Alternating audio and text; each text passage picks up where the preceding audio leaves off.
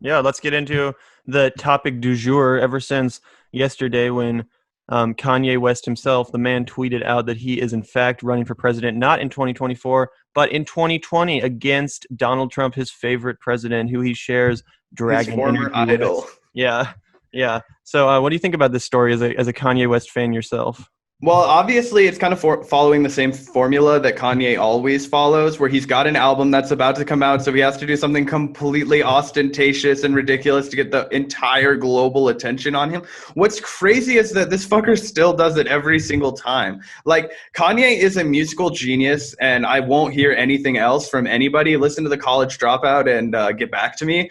But the fact of the matter is that he's slowly losing his mind, but he's also still a marketing genius. And I think at the end of the day, that's what this is all about. It's a total marketing ploy. He's not going to put any effort into, yay 2020. I don't think it'll be any more of like anything more of a campaign than when Waka Flocka a few years back announced that he was running as One Nation Under Squad, and then found out that you had to be 35 to be president, so he wasn't even like allowed to be president. So I think it's one of those just kind of like goofy, like, I'm putting out an album, I want the world's attention on me, I already made, like, and also this isn't like, Kanye has a history of going after like, Yeah. politicians, throwing his name and using that, like, George Bush doesn't care about black people, slavery is a state of mind, I mean, he does, like, there's no, like, it's just like whatever is going to get the biggest reaction at the time.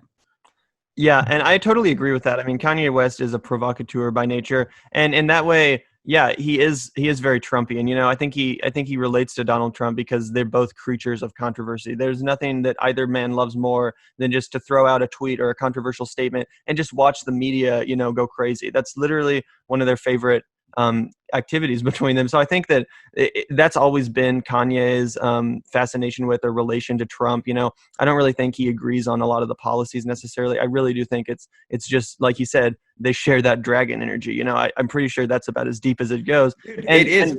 and the only reason why I do take Kanye's presidential bid musings somewhat seriously is just because I genuinely think the dude wants to be president. Like I think that if he thinks there's a way to make it happen, that he would absolutely make it happen. I mean, could you imagine, even if he didn't win, the whole country would be talking about Kanye West for basically the whole election cycle. Can you imagine, a more perfect wet dream for Kanye West than everyone being on the top of everyone's mind, on the tip of everyone's tongue for months? And then if he were to win, I mean, think about it. Kim Kardashian would be the first lady of the United States. This is the logical path that America's already going down after the election of Donald Trump. Yeah, it's one of those things that I do think is interesting, right? Because you can't say that it's impossible after Donald Trump was elected. You Exactly. can't. Nothing's impossible. Exactly. And also, I would say that, Kanye is a smarter guy than Donald Trump. Exactly. So, and definitely more, I mean, he's a marketing genius almost as much as he is a musical one. Yeah. And I think that that this is, like you said, it's the perfect wet dream for Kanye. I think that the dragon energy of being the world leader, but it's just like, I don't think that they would let that happen. I don't think that they would let it happen for Kanye. I like, the fact of the matter is that, like, I think that I don't think that they would let it happen for Kanye like they let it happen for Donald Trump. But I do think that, and I also don't think that Kanye is willing to go campaign rally all over this fucking country like Donald Trump was willing to do. I don't think that I don't think that he's willing to do any of that.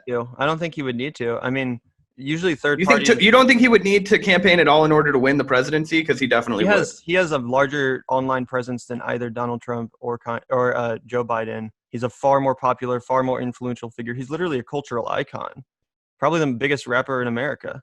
I know, but you still have to look at the voting numbers and who shows up in elections and what is his popularity with people Yeah. plus 50. Well, I mean, if you think about it, he's kind of positioned himself as a uniquely, he's not totally pro-Democrat. He's been on the pro-Trump train for a while, so it's not like he wouldn't appeal to that sect of the country.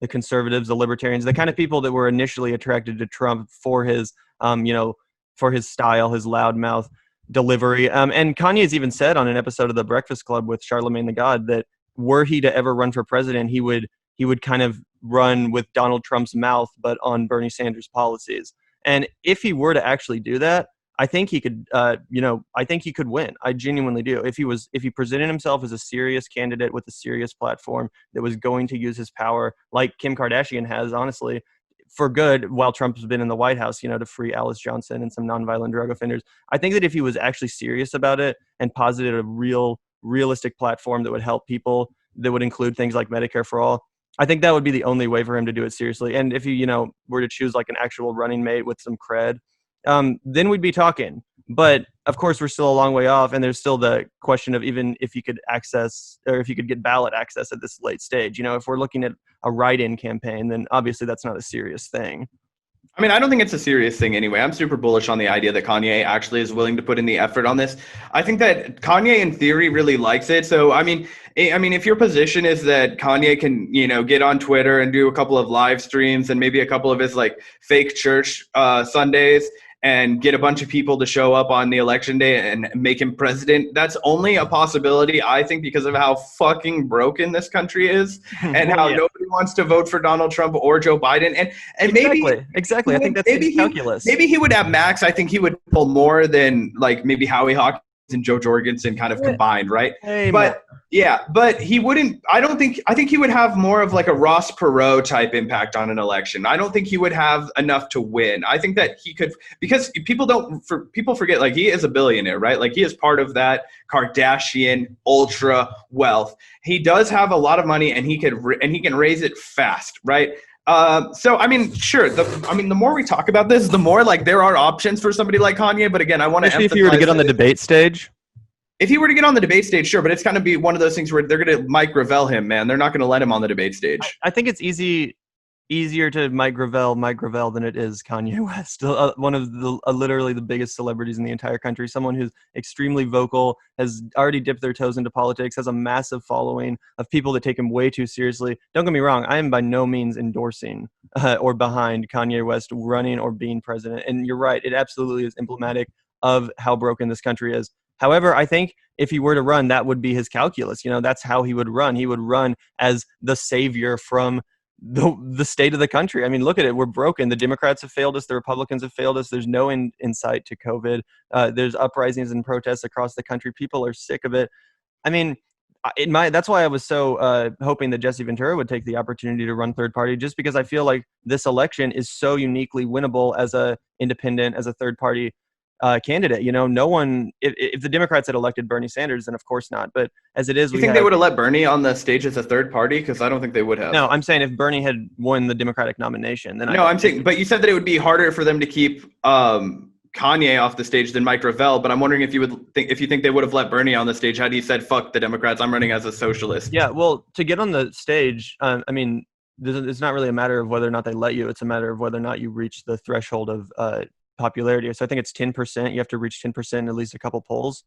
Jesse Ventura would have been able to do that. So he would have been able to get on the stage just on name recognition alone. And I mean, obviously Kanye would too. So yeah, I think if you were I guess that's true. Yeah. Yeah. And again, I mean, I'm not trying to, take too seriously what is more than likely just Kanye trying to hype himself up. It reminds me also of when Kid Rock threatened to run for Senate. And then of course he just released an album and it was all just, a successful marketing ploy. This is obviously where it's heading. I'm by no means saying that this is something to get excited about or to invest any energy into. However, given how uniquely shitty our options this time around are with Joe Biden and Donald Trump, and how uniquely shitty they were in 2016 with Hillary Clinton and Donald Trump, I mean, and I think this is as good a time as ever. I think it's why people like Mark Cuban were really considering running, because they saw an opening. They saw that Donald Trump was so easily defeatable and that Joe Biden was not exactly a formidable opponent either. If you're one of these types of people that's been sitting on a run for the presidency, who's really been thinking about it,